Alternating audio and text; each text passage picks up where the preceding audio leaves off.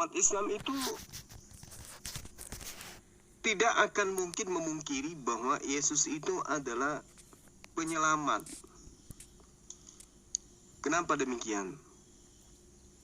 Ya, umat Islam juga harus jujur mengakui bahwa tidak ada keselamatan tanpa mengimani Yesus itu sebagai jalan kebenaran dan hidup.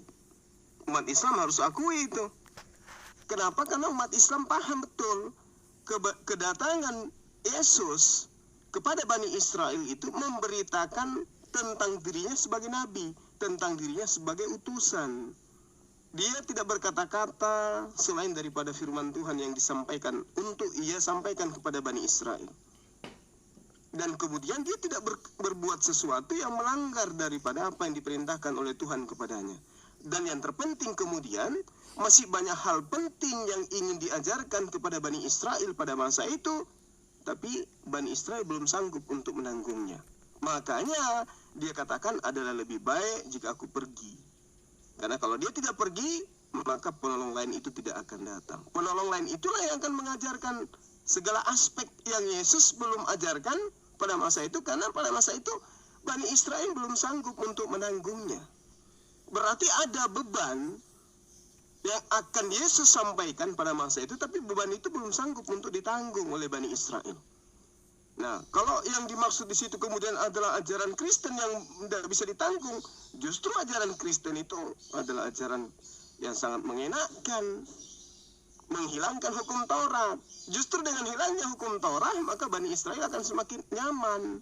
Tapi kata Yesus, kamu belum sanggup untuk menanggungnya. Berarti ada syariat yang lebih berat dari syariat hukum Taurat. Nah, itu makanya kami mengakui Yesus itu jalan keselamatan dan hidup. Kenapa dikatakan jalan? Karena dia menunjukkan manusia untuk menyembah Tuhan yang benar.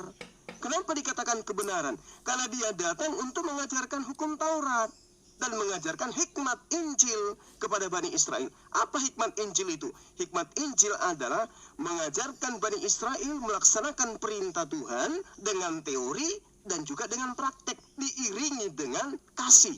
Apa kasih itu? Ikhlas. Lalu hidup.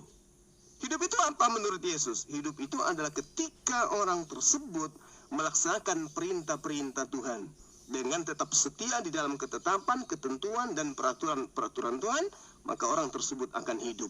Lalu bagaimana dengan Kristen? Ya, mohon maaf, saya harus katakan bahwa Kristen mengatakan tidak ada keselamatan di luar Yesus. Dalam arti kata, tidak ada keselamatan kalau tidak percaya kepada Yesus.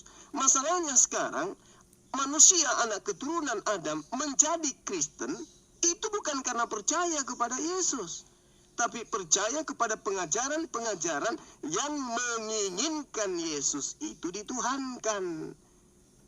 Jadi, keinginan-keinginan yang melibatkan anak Adam jatuh kepada posisi menuhankan manusia bernama Yesus, itu bukan percaya kepada Yesus, tapi percaya kepada orang-orang yang memberitakan tentang Yesus itu adalah Tuhan. Dan ini dihasilkan dari konsili-konsili.